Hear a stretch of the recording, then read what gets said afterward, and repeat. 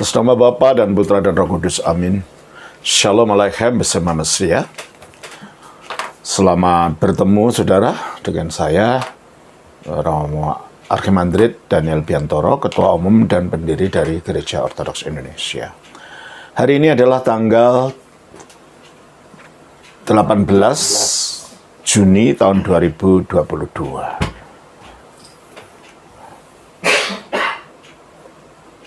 Pada saat ini, saya hanya ingin berbagi dengan saudara-saudara mengenai situasi yang ada di dalam masyarakat negara kita Indonesia, di mana terjadinya konflik horizontal antara macam-macam komponen dalam masyarakat, terutama terjadinya konflik antar pemeluk agama dan terjadinya kelompok-kelompok tertentu yang mempunyai sikap sangat eksklusif sehingga merendahkan kelompok pengikut agama lain. Belum lagi sedikit-sedikit hal-hal yang bersifat sosial dikait-kaitkan dengan penghinaan atau pelecehan agama. Ya, kita baru saja melihat di YouTube atau di mana tentang masalah rendang babi, nanti nasi uduk babi, yang akhirnya jadi rame, jadi viral. Belum lagi terjadinya pelarangan pendirian gereja di beberapa tempat, spanduk dipasang, umat di sini melarang keras didirikannya gereja, atau ditendangnya itu kemarin sajen dari saudara-saudara kita yang beragama Hindu, dan dihinanya patung Buddha sekaligus penghinaan kepada kepala negara, di mana patung Buddha di Borobudur di wajahnya digantikan dengan wajah Bapak Jokowi. Dan itu umat Buddha juga tersinggung dengan perasaan ini. Sehingga hal-hal demikian ini membuat keresahan dan ketidakrukunan di dalam masyarakat. Saya ingat ketika saya masih masa remaja dulu di kota kecil saya. Pada waktu itu, jikalau saudara-saudara Muslim merayakan hari raya, maka saudara-saudara yang Kristen akan berkunjung melakukan halal bihalal ke rumah saudara-saudara Muslim. Dan kalau saudara Kristen yang mengadakan umpamanya upacara Natal di rumah, nanti saudara-saudara Muslim yang datang. Bahkan waktu itu saya ingat Pak Mudin, yaitu yang tokoh agama di tempat itu, ya datang ikut dalam upacara Natal pada waktu itu. Dan kami rukun waktu itu, tidak ada mempermasalahkan ini dan itu. Kami merasa sebagai satu bangsa, kami merasa sebagai satu warga kampung, kami merasa sebagai orang-orang yang mendiami tempat yang sama. Tetapi akhir-akhir ini, saudara saya di kota kelahiran saya yang perempuan mengatakan bahwa didatangkannya ada ustadz-ustadz tertentu yang melarang jemaahnya untuk mengunjungi orang Kristen kalau Natal, untuk mengucapkan Natal. Ya tentunya itu ustadz-ustadz dari luar. Tapi menurut laporan adik saya itu, untung rasa toleransi yang tinggi yang ada di kampung itu tetap dipelihara. Nah, mereka mengatakan, selama ini kami bersahabat, kok sekarang tidak boleh saling berkunjung gimana? Dan itu tidak berjalan untung. Tapi tidak semua warga desa atau warga kampung atau warga kota kecil atau apapun yang mempunyai sikap seperti itu. Ada yang termakan oleh orang-orang semacam ini yang akhirnya memecah belah kesatuan dalam kampung, memecah belah kerukunan, dan memecah belah kegotong royongan yang ada selama ini. Padahal gotong royong dan saling menghormati, dan merasa satu sebagai warga negara ini, itu adalah merupakan ciri khas dari bangsa Indonesia. Sampai orang-orang di luar negeri pun salut dengan kerukunan umat beragama di Indonesia.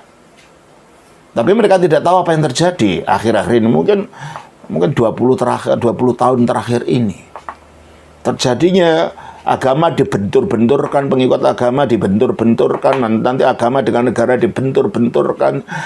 Akhirnya timbullah keresahan, timbullah bahaya perpecahan yang ada di dalam negara kita ini. Nah, untuk ini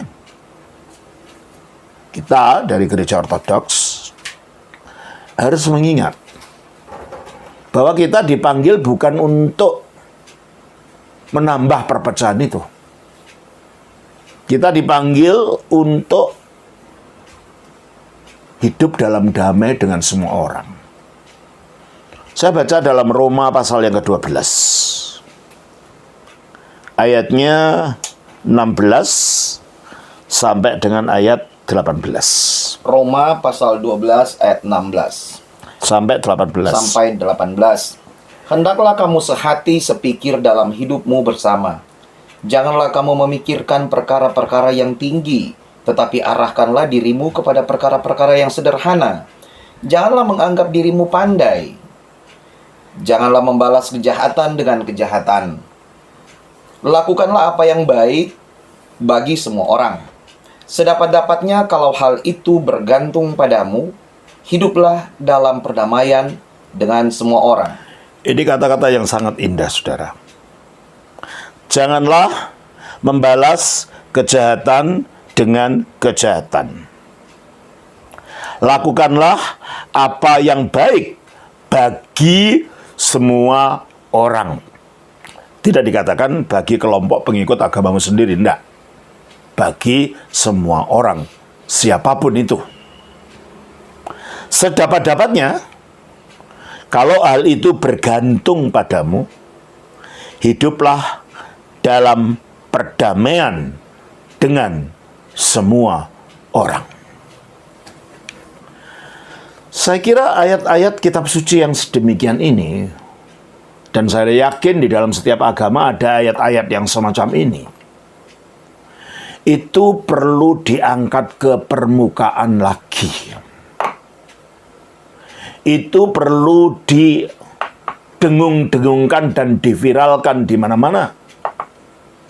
Bahwa sebagai bangsa yang majemuk dengan ratusan budaya dan macam-macam agama resmi yang diakui dan agama-agama lokal yang ada di Indonesia ini, potensi untuk konflik memang tinggi, tetapi konflik itu dapat diredam jikalau ajaran-ajaran agama yang mengedepankan damai dan cinta kasih itu juga dikedepankan. Ya, seperti dalam ayat dari Roma pasal 12 ayat yang ke-14 ini, ayat yang ke-18 ini. Sedapat-dapatnya, kalau hal itu tergantung padamu, hiduplah dalam perdamaian dengan semua orang. Demikian juga kita baca di dalam Ibrani pasal 2. Pasal 12, ayatnya yang ke-14. Kita baca di sana. Ibrani pasal 12 ayat 14. Berusahalah hidup damai dengan semua orang. Terima kasih. Berusahalah hidup damai dengan semua orang. Mengapa hal ini penting? Sebagai orang Kristen, umat Kristiani, kita tahu Kristus disebut sebagai Sang Raja Damai. Dan Dia datang untuk mendamaikan kita di antara dua pihak yang berseteru, yaitu dalam hal ini adalah Yahudi dan non-Yahudi. Coba kita baca di dalam Efesus pasal yang kedua. Ayatnya yang ke-14 sampai 16. Efesus pasal 2 ayat 14 sampai ayat 16. Karena dialah damai sejahtera kita, yang telah mempersatukan kedua pihak dan yang telah merubuhkan tembok pemisah, yaitu perseteruan. 15. Sebab dengan matinya sebagai manusia, ia telah membatalkan hukum Taurat dengan segala perintah dan ketentuannya, untuk menciptakan keduanya menjadi satu manusia baru di dalam dirinya, dan dengan itu mengadakan damai sejahtera. 16. Dan untuk memperdamaikan keduanya di dalam satu tubuh dengan Allah oleh salib, dengan melenyapkan perseteruan pada salib itu. Di dalam ayat ini kita baca, karena dialah, maksudnya Kristus, damai sejahtera kita, yang telah mempersatukan kedua pihak, yaitu orang Yahudi dan non-Yahudi, dan yang telah merubuhkan tembok pemisah. Apa itu? Yaitu perseteruan. Perseteruan disebabkan apa? Perseteruan disebabkan oleh doktrin agama. Oleh karena itu dikatakan dalam ayat 15, sebab dengan matinya sebagai manusia, ia telah membatalkan hukum Taurat dengan segala perintah dan ketentuannya. Bukan berarti Pak Taurat itu dibatalkan dalam arti sudah tidak berlaku lagi. Tetapi yang dibatalkan adalah hal-hal yang menjadi pemisah antara kelompok pengikut agama Yahudi waktu itu dengan kelompok yang tadinya adalah yang disebut sebagai kaum pagan yang menjadi Kristen. Apa itu?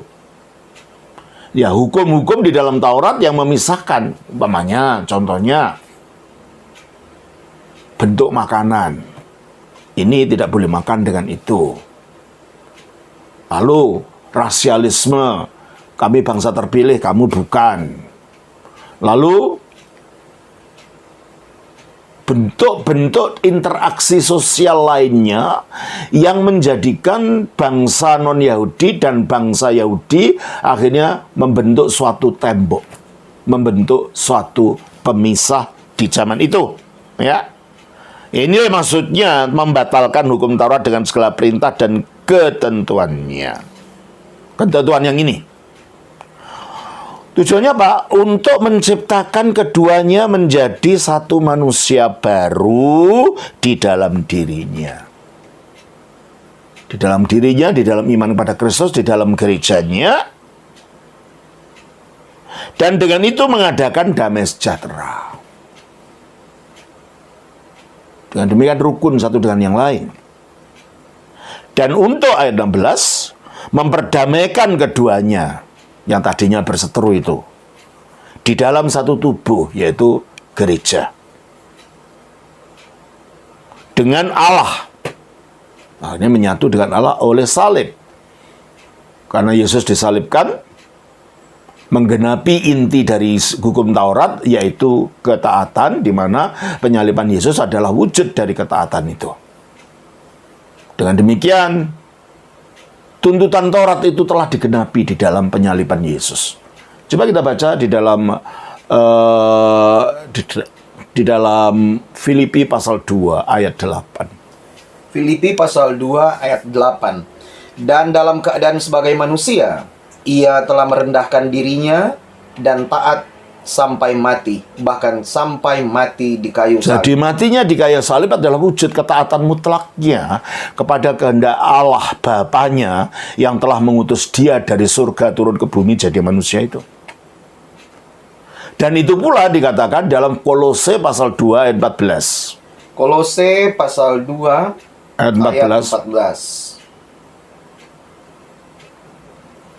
Dengan menghapuskan surat hutang. Mulai ayat yang ke-13 ya. Ayat 13. Kamu juga, meskipun dahulu mati oleh pelanggaranmu dan oleh karena tidak disunat secara lahiriah, telah dihidupkan Allah bersama-sama dengan Dia, sesudah Ia mengampuni segala pelanggaran kita, dengan menghapuskan surat hutang yang oleh ketentuan-ketentuan hukum mendakwa dan mengancam kita. Ya, maksudnya gini. Kita itu di hadapan Allah, kalau kita mengikuti Taurat, kita mempunyai hutang. Kadang apa? Banyak kita tidak dapat menjalankan 100% seluruh perintah-perintah Allah itu. Sehingga banyak lubang-lubang di dalam ketaatan kita kepada Allah. Dan itu menjadi hutang kita kepada Allah. Nah, kita tidak mampu untuk membayar hutang ini sama sekali. Makanya ayat 14 itu mengatakan, kembali katakan, dengan menghapuskan surat hutang yang oleh ketentuan-ketentuan hukum yaitu ketentuan hukum Taurat, surat hutang tadi. Apa? mendakwa dan mengancam kita. Mendakwa dan mengancam kita. Coba kita baca bagaimana dakwaan dan ancamannya itu. Kita baca dalam Ulangan 27 ayat 26. Ulangan pasal 27 ayat 26. Terkutuklah orang yang tidak menepati perkataan hukum Taurat ini dengan perbuatan. Ya. Kita bisa menepati semuanya? Enggak, berarti kita berada di bawah kutuk. Kita berhutang terhadap hukum Taurat, maka ada ancaman dari yang dikatakan dalam Efesus 1. Coba kita baca lagi dalam Efesus 2 ayat 14 itu. Kolose pasal 2 ayat. Kolose 2 ayat 14. Dengan menghapuskan surat hutang yang oleh ketentuan-ketentuan hukum. Ya, itu ketentuan hukumnya tadi di dalam Ulangan pasal 27 ayat 26 itu. Ketentuannya apa? Ketentuan-ketentuan hukum mendakwa dan mengancam kita. Ketika kita tidak menjalankan, kita didakwa oleh hukum itu. Kamu tidak tepat menjalankan. Mendakwa dan menghukum. Hukumnya apa? Terkutuklah. Nah, ini kalau kita bersandar pada kesalehan kita sendiri, bersandar pada perbuatan kita sendiri, itu yang terjadi. Makanya dikatakan kita kembali kepada Efesus pasal 2 tadi, ayatnya yang ke-15. Efesus 2:15. Sebab dengan matinya sebagai manusia, ia telah membatalkan hukum Taurat dengan segala perintah dan ketentuannya. Ya. Untuk menciptakan keduanya menjadi satu manusia baru. Kenapa? Karena penghalang untuk penyatuan yang berdasarkan hukum agama, berdasarkan rasa lebih tinggi dari yang lain, itu diambil, akhirnya kita bisa bersatu antara orang non-Yahudi dan Yahudi, terus untuk menciptakan keduanya menjadi satu manusia baru di dalam dirinya. Menciptakan keduanya, kelompok yang saling berseteru ini menjadi satu manusia baru di dalam dirinya. Terus? Dan dengan itu mengadakan damai sejahtera. Dengan itu mengadakan damai sejahtera. Itu prinsipnya. Nah, kita di Indonesia, kalau kita masing-masing memegang pada klaim-klaim kebenaran masing-masing. Yang Kristen mengatakan di luar Yesus tidak ada keselamatan. Yang Islam mengatakan selain Islam tidak akan diterima di sisi Allah.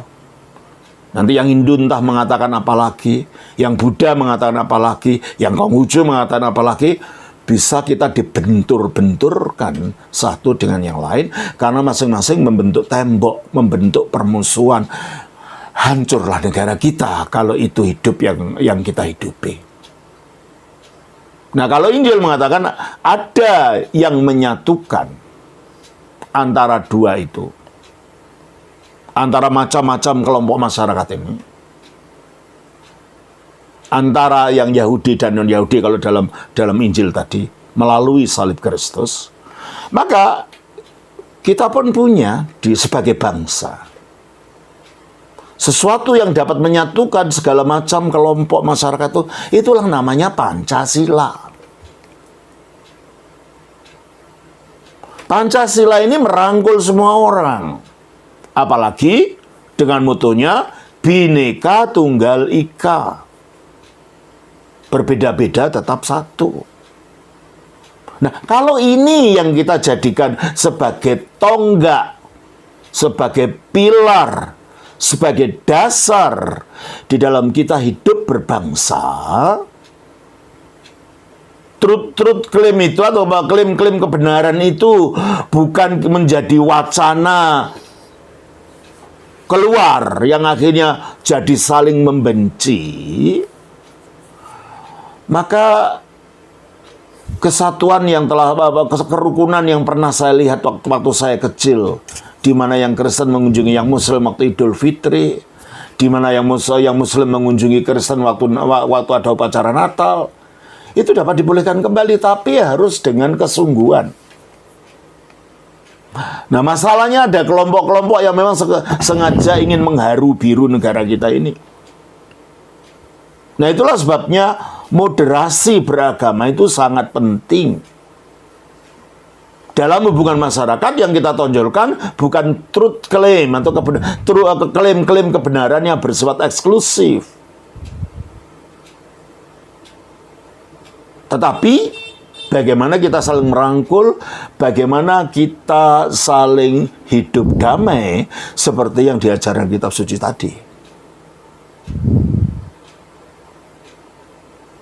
Jadi hidup damai tidak harus mengkompromikan iman, saudara.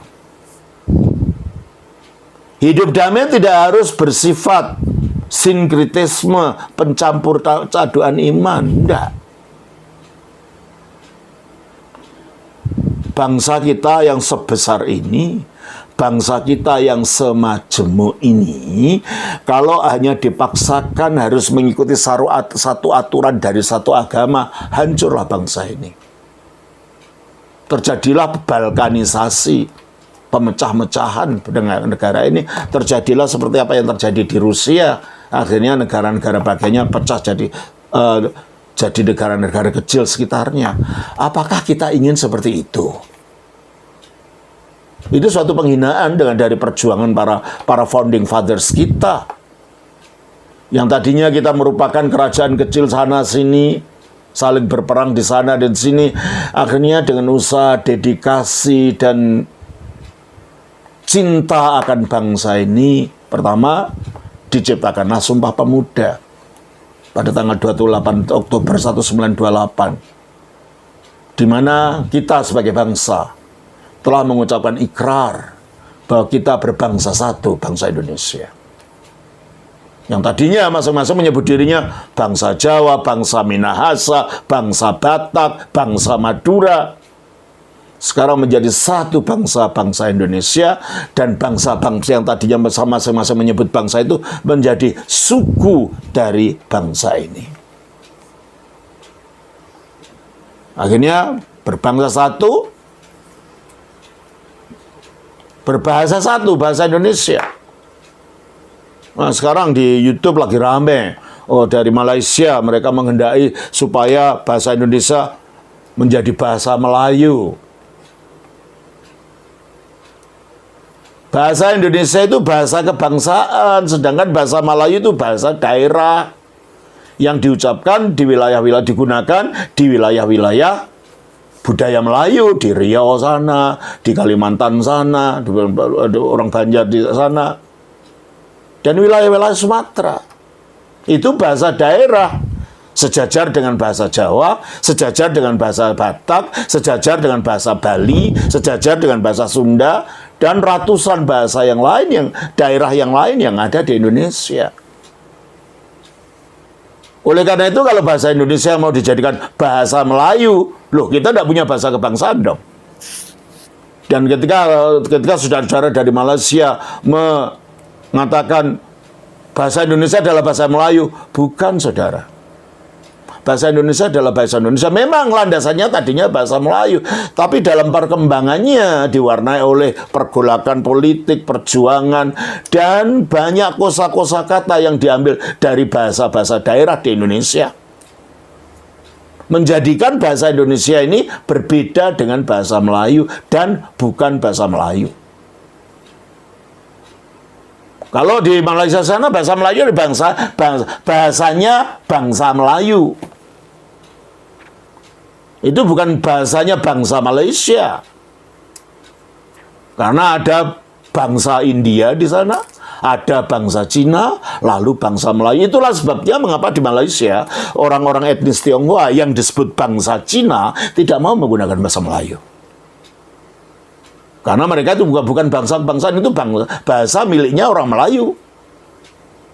Demikian juga orang-orang India tidak mau menggunakan bahasa Melayu sebab itu miliknya orang Melayu.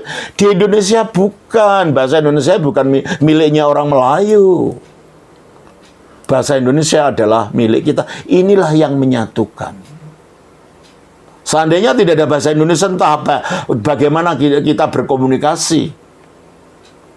Lalu dari pihak Malaysia mau mengatakan bahwa kita ini rumpun Melayu, jangan menghina saudara.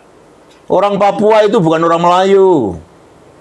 Orang Maluku, orang di Timur Tengah itu bukan orang Melayu. Mereka ras yang lain. Nggak usahlah bermimpi demikian dan memaksakan politik Malaysia ke Indonesia. Kita punya pemahaman kita sendiri tentang bahasa Indonesia. Bahasa ini bahasa yang kami banggakan sebagai bahasa kesatuan kami, sebagai bangsa Indonesia. Ini salah satu faktor yang merukunkan kita, bangsa Indonesia. Yang itu gagal dilakukan di Malaysia. Karena bahasa Malaysia bukan bahasa bangsa yang menyatukan bangsa Malaysia. Satu bahasa, bahasa Indonesia, dan satu tanah air Indonesia.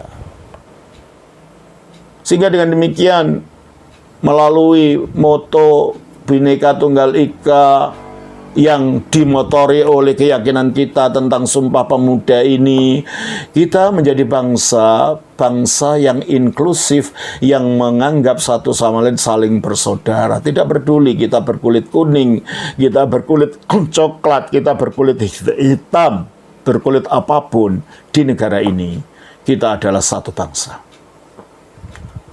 Nah, kerukunan ini harus mulai diolah kembali melalui ajaran keagamaan yang menekankan damai. Apalagi Kristus mengajarkan di dalam Matius 22 ayatnya yang ke-36 sampai 40. Matius 22 ayat 36 sampai 40. Guru, hukum manakah yang terutama dalam hukum Taurat? Jawab Yesus kepadanya, kasihilah Tuhan Allahmu dengan segenap hatimu dan dengan segenap jiwamu dan dengan segenap akal budimu. Itulah hukum yang terutama dan yang pertama. Dan hukum yang kedua yang sama dengan itu ialah, kasihilah sesamamu manusia seperti dirimu sendiri. Pada kedua hukum inilah tergantung seluruh hukum Taurat dan kitab para nabi. Kalau dalam agama Islam ada istilah hablum minallah, hubungan dengan Allah, dan hablum minan nas, hubungan sesama manusia. Dalam Injil juga ada semacam itu, hanya itu adalah mengasihi Allah dan mengasihi sesama. Mengasihi Allah tidak harus membuat kita jadi fanatik buta, inklusif pada diri kita sendiri, sehingga kita membenci orang lain. Kefanatikan dalam ajaran Injil adalah dosa. Keyakinan itu dipuji, keyakinan yang kokoh terhadap iman, tapi tidak membuat kita menjadi fanatik. Karena kasih akan Allah ini diterjemahkan dalam Injil dengan kasih akan sesama. Seperti dikatakan, kasihilah Tuhan Allahmu. Terus ayat 39, dan hukum kedua yang sama dengan itu, ya. Sama dengan apa? Sama dengan mengasihi Allah tadi. Ialah kasihlah sesama manusia. Berarti kalau begitu ini tidak melihat suku apa, warna kulit apa, budaya apa, bahasa apa, agama apa. Sejauh itu manusia itu adalah sesama kita yang perlu kita kasih. Mengapa begitu? Karena Alkitab mengajarkan bahwa semua manusia itu diciptakan menurut gambar dan rupa Allah. Kita baca dalam Kejadian pasal 1 ayat 26. Kejadian pasal 1 ayat 26, berfirmanlah Allah, baiklah kita menjadikan manusia menurut gambar dan rupa kita. Betul. Manusia diciptakan menurut gambar dan rupa Allah. Warna kulit, bentuk muka, itu hanya kulit di luar saja, tetapi di dalamnya kita punya roh yang sama. Roh tidak punya warna kulit. Roh tidak punya ras. Roh tidak punya budaya. Roh adalah kekuatan hidup yang ada dalam kita, yang sama dimiliki oleh semua orang.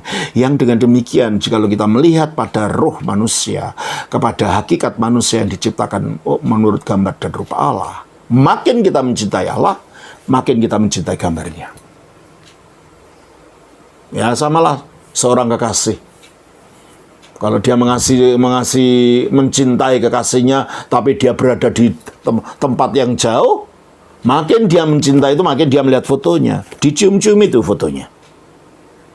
Nah, kita adalah fotonya Allah. Kita adalah gambar Allah.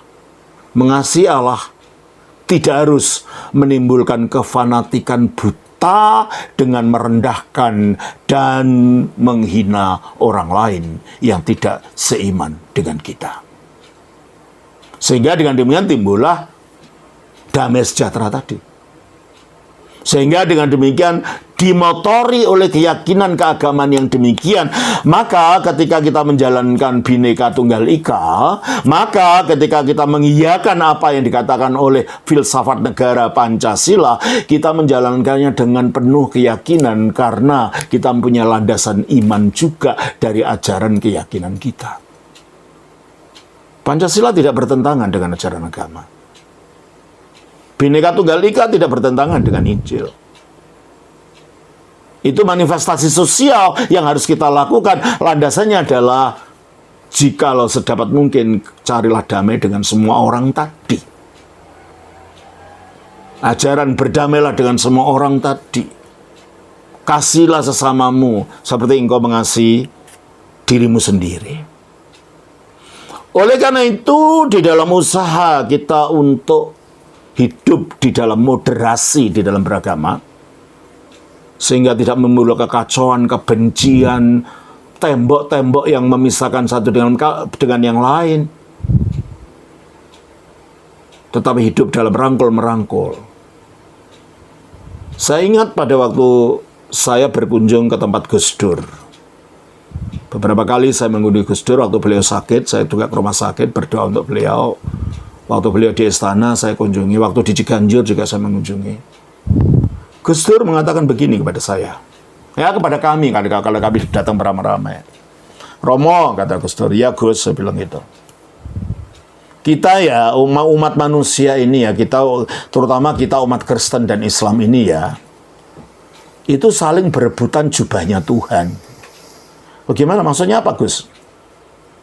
Akhirnya dengan berkelakar, ya biasa dengan kelakarnya Gus Dur. Beliau mengatakan, ada cerita lu Romo.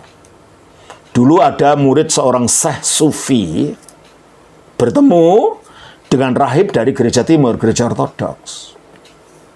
Biasalah mereka akhirnya bertengkar, kata Gus Dur. Ya biasa yang dipertengkarkanlah tentang pemahaman-pemahaman tentang akidah di dalam masing-masing agama. Wah, biasa seperti biasanya orang Islam dan Kristen ya berbicara tentang penyaliban Yesus atau tidak disalibnya Yesus, berbicara tentang Tritunggal atau tauhid, ini yang menjadi perbincangan dan tidak ketemu jalan. Akhirnya yang rahib ortodoks ini kembali ke biaranya. Sementara yang murid sufi ini kembali ke syekhnya. Ketika dia sampai di sana, syekh ini mempunyai karomah yang tinggi, kata beliau, sehingga dia dapat melihat sesuatu dari jarak jauh dengan batinnya. Si murid ini datang mengetuk ke rumah syekh ini. Assalamualaikum. Nggak dijawab. Syekh, ini muridmu. Nggak dijawab. Ya karena di dalam sufisme, seorang sufi itu harus taat kepada syekhnya sebagai guru rohaninya. Diketuk terus sampai dia tidur di luar rumah syekh itu selama 3 hari. Dan tiap hari dia mengetuk kepada syekh itu. Assalamualaikum. Nggak dijawab. Baru hari ketiga. Syekh keluar. Ya bukan keluar sih. Dia menjawab dari belakang pintu. Pergi sana, kamu bukan muridku. Dia kaget. Si murid itu kaget. Loh, bagaimana kok saya si ini gitu. Kamu bukan muridku. Kenapa? Karena kamu tidak mengikuti ajaranku. Apa yang saya tidak ikuti? Kamu bertengkar dan memperebutkan jubahnya Tuhan. Kata Gus Dur. Jubahnya Tuhan apa? Yaitu, kamu ketemu siapa 3 hari yang lalu? Diceritakan gini. Yang kamu perdebatkan itu hanya jubahnya Tuhan. Kalian berdua tidak tahu hakikat Tuhan. Kamu mendebatkan sesuatu yang kamu sendiri tidak tahu. Dan akhirnya dia bertobat, dia minta ampun, diterima oleh gurunya itu. Hal yang sama, pendekatan yang sama ini bisa juga kita mengerti dalam ajaran ortodoks, karena iman ortodoks mengajarkan dalam hakikatnya Allah itu tidak dapat dikatakan apapun. Coba kita baca di dalam Yohanes pasal 1 ayat yang ke-18. Yohanes pasal 1 ayat 18. Tidak seorang pun yang pernah melihat Allah. Tidak seorang pun yang pernah melihat Allah. Yohanes pasal 5 ayat 37. Yohanes pasal 5 ayat 37. Bapa yang mengutus aku, dialah yang bersaksi tentang aku. Kamu tidak pernah mendengar suaranya, rupanya pun tidak pernah kamu lihat. Tidak pernah mendengar suaranya, rupanya pun tidak pernah kamu lihat. 1 Yohanes pasal 4 ayat 12. 1 Yohanes pasal 4 ayat 12. Pasal 4 ayat 12. Tidak ada seorang pun yang pernah melihat Allah. Jika kita saling mengasihi, Allah tetap di dalam kita. Nah, jadi pada akhirnya bukan mendebatkan hakikat Tuhan yang memang Alkitab mengatakan tidak bisa dimengerti oleh manusia karena tidak pernah dilihat. Baca juga 1 Timotius 6 ayat 16. 1 Timotius pasal 6 ayat 16. Pasal 6 ayat 16. Dialah satu-satunya yang tidak takluk kepada maut, bersemayam dalam terang yang tak terhampiri. Seorang pun tak pernah melihat Dia, dan memang manusia tidak dapat melihat Dia. Roma 11 ayat 33.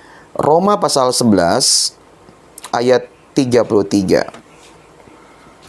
Oh, alangkah dalamnya kekayaan, hikmat dan pengetahuan Allah. Sungguh tak terselidiki keputusan-keputusannya, dan sungguh tak terselami jalan-jalannya. Ya. Jadi kalau kita melihat begini, ternyata di dalam eksplorasi kita, sikap kita terhadap saudara-saudara yang lain yang tidak beriman sama dengan kita harus menekankan tentang ketidakdapat dimengertiannya hakikat atau esensi Allah ini. Sehingga kita tidak akan seperti kata Gus Dur tadi, memperebutkan jubah Tuhan semata. Pada akhirnya, kita hanya dapat mengasihi Tuhan melalui kita mengasihi sesama tadi. Coba kita baca tadi, dalam 1 Yohanes 4 ayat 12. 1 Yohanes pasal 4 ayat 12. Tidak ada seorang pun yang pernah melihat Allah.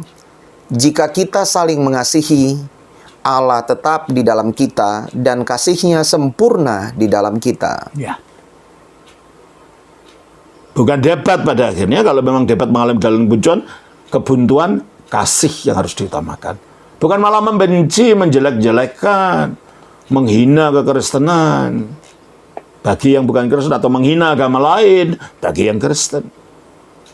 Hakikat Allah, esensi Allah itu sama sekali di luar ucapan, kata-kata, di luar pemahaman akal, di luar penglihatan dan ide, dan di luar pengertian kita. Dengan demikian kita hanya bisa merendahkan diri, dan akhirnya kita mendekati dengan kasih terhadap Allah. Dan kalau ada kasih terhadap Allah, maka otomatis ada kasih terhadap sesama, karena dua hal ini saling terkait. Namun di samping itu,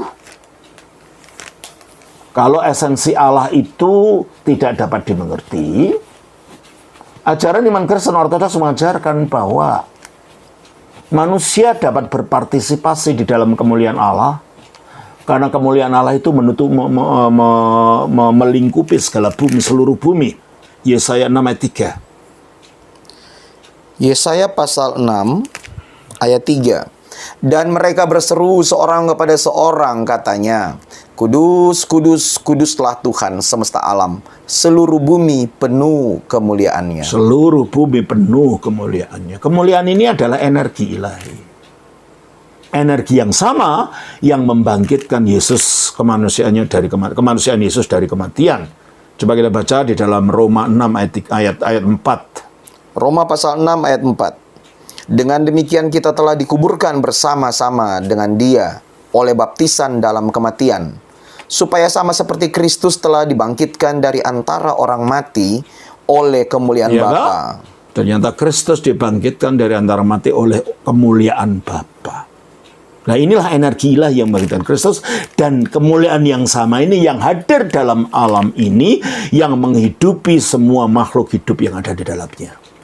Berarti kita semua manusia berpartisipasi dalam energi ilahi yang sama ini. Di dalam energi ilahi kita dapat mengalami Tuhan. Tetapi di dalam esensi hakikat ilahi kita tidak tahu apa-apa. Kita baca dalam Kisah Rasul pasal 17 ayat 28. Kisah Rasul pasal 17 ayat 28. Sebab di dalam Dia kita hidup, kita bergerak, kita ada, seperti yang telah juga dikatakan oleh pujangga-punjagamu. Ya, di dalam Dia kita, sebab di dalam Dia kita hidup, di dalam Dia kita hidup, kita bergerak, kita bergerak, kita ada. kita ada. Jadi kita hidup bergerak, dan semua manusia mengalami keterkaitan dengan Tuhan ini, dengan Allah ini adalah melalui energi tadi. Di dalam Dia kita bergerak, dalam Dia kita hidup, di dalam Dia kita ada. Inilah energi. Dan kita semua tidak peduli kita beragama apa, kita mengalami ini sebagai makhluk hidup karena kemuliaan Allah itu hadir di dalam seluruh alam. Nah, jikalau begitu, penekanan iman ortodoks terhadap penciptaan dari pribadi manusia sebagai yang diciptakan menurut gambar dan rupa Allah ini berarti bahwa pribadi masing-masing manusia itu secara tak dapat dihapuskan seperti distempel dengan gambaran Allah itu sendiri.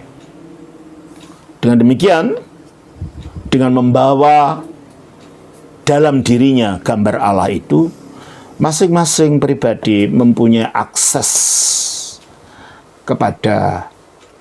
mempunyai potensi untuk akses kepada keselamatan dan wahyu ilahi. Kemungkinan untuk ke sana itu ada. Jadi kita tidak langsung mengatakan kalau kamu tidak sama dengan saya, jangan, wah kamu udah buangan, kamu kafir. Apalagi dalam ajaran Kristen kita tidak boleh menyebut orang sebagai kafir. Coba kita baca dalam Matius pasal yang ke-6. 22. Matius pasal 5 ayat 22. Tetapi aku berkata kepadamu, setiap orang yang marah terhadap saudaranya harus dihukum. Entah marah karena pribadi atau marah karena ajaran yang dianggap salah, atau marah karena tidak seagama dengan kita. Terus, siapa yang berkata kepada saudaranya kafir harus dihadapkan ke mahkamah agama, dan siapa yang berkata jahil, artinya bodoh, harus diserahkan ke dalam neraka yang menyala-nyala. Maka kita orang Kristen sementara kita yakin bahwa Kristuslah jalan keselamatan itu, tidak berarti secara bersamaan kita mengatakan itu orang kafir, itu orang lain, itu orang itu tidak. Karena antara merendahkan orang, menjelek-jelekan orang dengan hukum cinta kasih dan mencari damai dengan setiap orang itu tidak sinkron. Jadi kalau gitu, akidah ini, keyakinan tentang bahwa Kristus adalah satu-satunya jalan keselamatan, itu adalah merupakan penghayatan ke dalam. Penghayatan internal. Bukan konsumsi publik untuk menjadi polisi negara. Tidak. Kita percaya bahwa Kristuslah jalan, kebenaran, dan hidup. Coba kita baca dalam Yohanes 14 ayat 6. Yohanes pasal 14 ayat 6. Kata Yesus kepadanya, Akulah jalan dan kebenaran dan hidup. Tidak ada seorang pun yang datang kepada Bapa kalau tidak melalui aku. Kisah Rasul 4 ayat 12. Kisah Rasul 4 ayat 12. Dan keselamatan tidak ada di dalam siapapun juga selain di dalam Dia. Sebab Di bawah kolong langit ini tidak ada nama lain yang diberikan kepada manusia yang olehnya kita dapat diselamatkan. Kolose 1 ayat 15. Kolose pasal 1 ayat 15. Ia adalah gambar Allah yang tidak kelihatan, yang sulung lebih utama dari segala yang diciptakan. Yohanes 3 ayat 16. Yohanes pasal 3 ayat 16. Karena begitu besar kasih Allah akan dunia ini, sehingga ia telah mengaruniakan anaknya yang tunggal, supaya setiap orang yang percaya kepadanya tidak binasa, melainkan beroleh hidup yang kekal. Kolose 1 ayat 19-20. Kolose pasal 1 ayat 19 dan ayat 20. Karena seluruh kepenuhan Allah berkenan diam di dalam Dia, dan oleh Dialah ia memperdamaikan segala sesuatu dengan dirinya, baik yang ada di bumi maupun yang ada di sorga, sesudah ia mengadakan pendamaian oleh darah salib Kristus. Roma 14 ayat 11. Roma pasal 14. Roma 14 ayat 11. Karena ada tertulis, demi aku hidup, demikianlah firman Tuhan, semua orang akan bertekuk lutut di hadapanku, dan semua orang akan memuliakan Allah. Oke. Ibrani 13 ayat 8. Ibrani pasal 13 ayat 8. Yesus Kristus tetap sama, baik kemarin maupun hari ini dan sampai selama-lamanya. Inilah akidah Kristen yang tidak bisa digeser. Inilah yang merupakan klaim kebenaran iman Kristen yang bersifat kristologis. Ini tidak bisa dihapuskan. Tetapi ini bukan wacana publik. Akhirnya kalau kamu tidak, sebagai bangsa ya ini ya, awas kau kafir, kamu jahil, itu dilarang semua. Dalam hubungan dengan sesama, meskipun klaim kebenaran itu ada dalam hati kita secara kokoh, secara internal, tapi dalam hubungan masyarakat, ini bukan menjadi pijakan untuk berhubungan dengan orang lain. Pijakannya adalah mencari damai dengan semua orang, mengasihi semua orang, menyadari semua orang diciptakan menurut gambar dan rupa Allah, menyadari semua orang berpartisipasi di dalam energi ilahi tadi. Sehingga kita menghormati orang. Kita masih menghormati harga diri orang. Tak peduli dia agamanya apa, sukunya apa, warna kulitnya apa. Di mata Allah, semuanya sama. Nah kalau begitu bagaimana caranya? Supaya kita betul-betul menghargai orang lain. Kita mempunyai suatu sikap moderasi di dalam beragama. Ya. Ya kalau kita mengikuti kebenaran akidah yang tadi, ya memang sulit kita untuk bisa mengakui kebenaran agama lain. Tetapi karena ada ajaran yang lain yang menekankan tentang manusia diciptakan menurut gambar Allah, tentang bahwa kita berpartisipasi dalam energi ilahi, tentang bahwa kita harus mengasihi sesama seperti mengasihi diri sendiri, tentang bahwa kita harus hidup dalam damai, berusaha untuk damai dengan semua orang. Nah ini yang menjadi landasan bagi kita untuk kita dapat merangkul yang lain. Sehingga keyakinan di dalam ini bukan menjadi bermanifestasi kebencian pada yang lain. Jadi kebenaran yang kita sebutkan tentang Kristus tadi, itu adalah keyakinan fundamental bagi iman Kristen Ortodoks. Itu tidak bisa ditawar. Dan ya itu memang ditawarkan kalau secara agamawi. Tetapi karena kita diminta untuk hidup dalam damai, yang landasannya adalah seperti yang sudah saya katakan tadi, maka kita perlu mengadakan dialog. Pendekatan, dialog dalam kehidupan, maupun dialog secara akademis. Caranya gimana? Pertama kita menyadari bahwa di dalam semua manusia, menurut ajaran Justinus Martir, salah satu bapak gereja, itu ada apa yang namanya benih sabda. Di dalam setiap agama itu ada benih-benih kebenaran Kristus yang disebut logos spermatikos. Sehingga dengan demikian semua agama itu tidak total sesat, ada benih-benih kebenaran di sana. Ya kita dapat mencarinya atau tidak. Jadi benih sang logos itu terpatri secara kodrati di dalam diri semua ras manusia dan tinggal di dalam semua manusia, menyatukan seluruh kemanusiaan dan membuat semuanya itu bagian dari Logos, karena Logos lah yang menciptakan semua manusia tadi. Firmanlah yang menciptakan semua manusia tadi. Jadi kalau gitu, apa yang harus kita lakukan? Pertama, kita harus mempelajari agama-agama lain, bukan karikaturnya. Kita harus rela mendengarkan keyakinan dari orang yang beragama lain. Dan kita harus membedakan antara kebenaran dan toleransi. Jadi bagi iman ortodoks, fusi penyatuan antara kebenaran, klaim kebenaran iman Kristen dan mandat untuk toleransi itu satu yang saling terkait. Jadi dapat kita katakan bahwa orang tidak dapat menjadi Kristen tanpa merangkul toleransi sebagai bagian daripada kasih Kristen. Inilah merupakan pengajaran toleransi dari iman ortodoks yang sangat signifikan, yang terus-menerus ditekankan di dalam iman ortodoks. Jadi kalau gitu, di dalam kita memahami toleransi ini dengan agama lain, itu ada 3 sikap.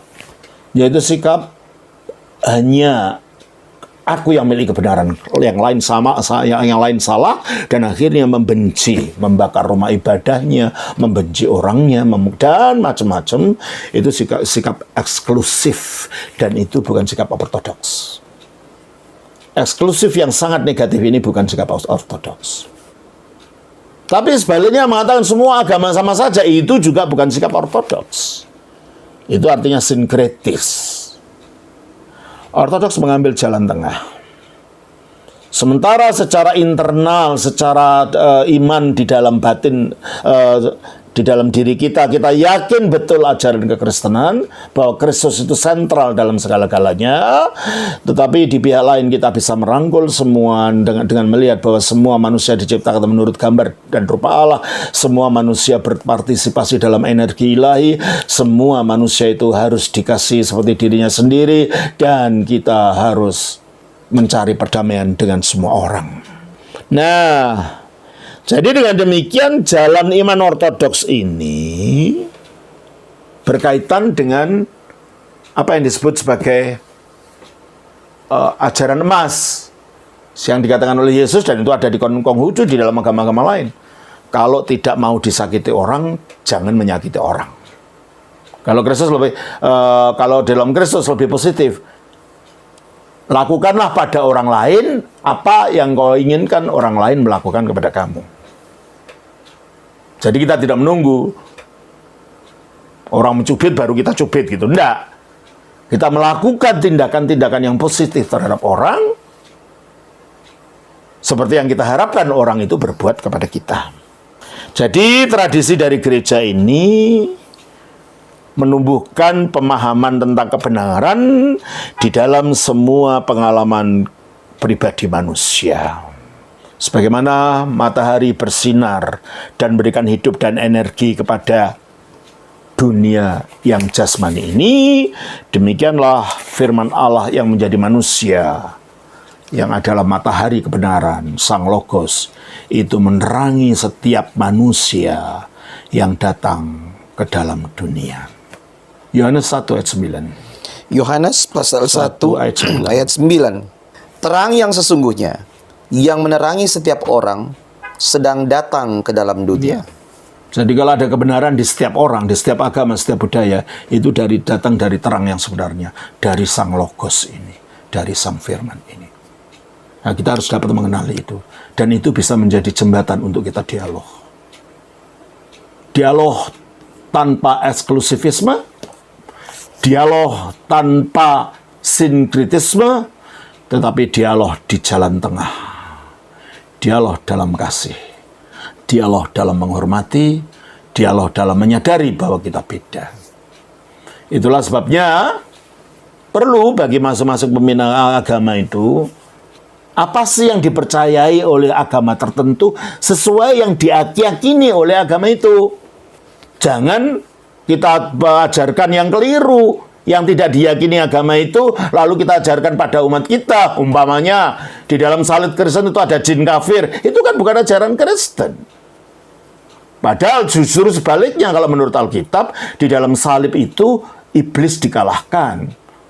Bukan salib tempatnya jin kafir. Coba kita baca di dalam Ibrani pasal 2 ayat 14. Ibrani pasal 2 ayat 14. Karena anak-anak itu adalah anak-anak dari darah dan daging. Maksudnya manusia itu tercipta dari darah dan daging. Maka ia juga menjadi sama dengan mereka. Maka firman Allah itu turun ke dunia menjadi sama dengan manusia.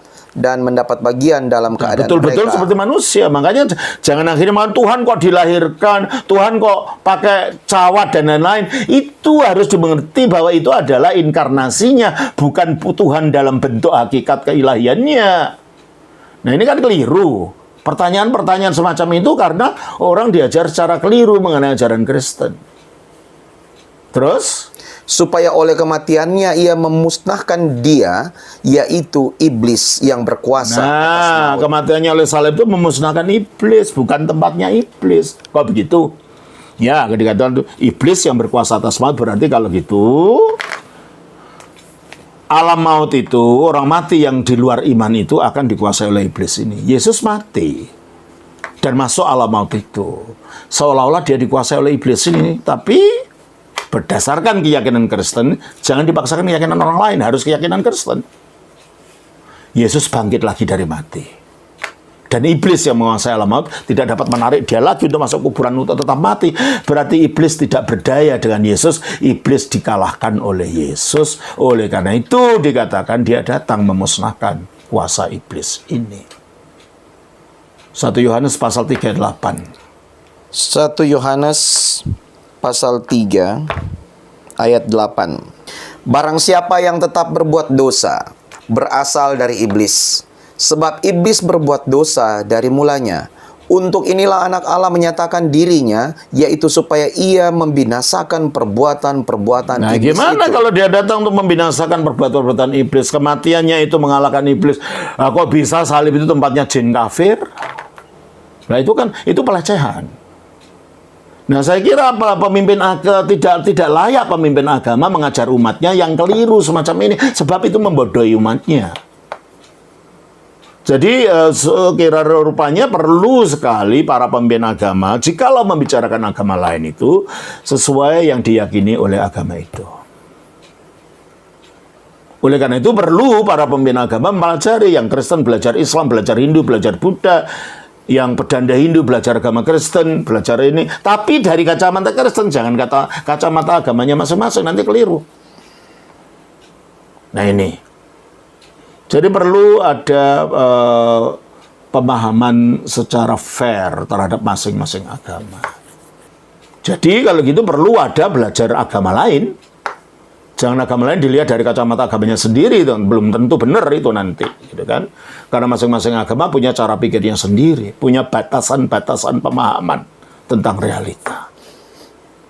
Yang kedua, perlu adanya saling kunjung-mengunjung untuk memahami kehidupan satu dengan yang lain. Jangan alergi lah kalau pemimpin agama mengatakan, oh tidak boleh mengunjungi rumah ibadah agama ini, ya itu terjadi permusuhan akhirnya. Mengunjungi bukan berarti kompromi, mengunjungi secara sosial, mungkin mengadakan mengadakan setiap tahun sekali, mengadakan porseni, persekutuan olahraga dan seni antar suku dan antar agama. Ini akan membaur di dalam, tanpa harus berbicara agama, membaur secara kemanusiaan. Disitulah nanti akhirnya Bhinneka Tunggal itu dapat tercapai. Bakti sosial bersama. Ketika ada musibah di suatu tempat, masing-masing, yang Hindu, yang Buddha, yang Kristen, yang Ortodoks, yang Katolik, yang Protestan, masing-masing bekerja sama untuk menolong saudara kita sebangsa yang mengalami musibah. Nah, dengan cara-cara inilah, maka moderasi beragama itu akan terjadi di tengah-tengah bangsa kita. Saya berdoa agar kedepannya radikalisme akan terkikis dari Indonesia, toleransi akan makin dipeluk oleh bangsa Indonesia, dan keyakinan terhadap iman masing-masing secara internal itu makin ditingkatkan, tetapi moderasi juga menjadi ciri kehidupan beragama bangsa kita Indonesia. Kiranya bangsa kita maju dengan jaya, Indonesia makin kokoh, makin maju, dan makin bertoleransi satu sama lain. Tuhan memberkati. Amin.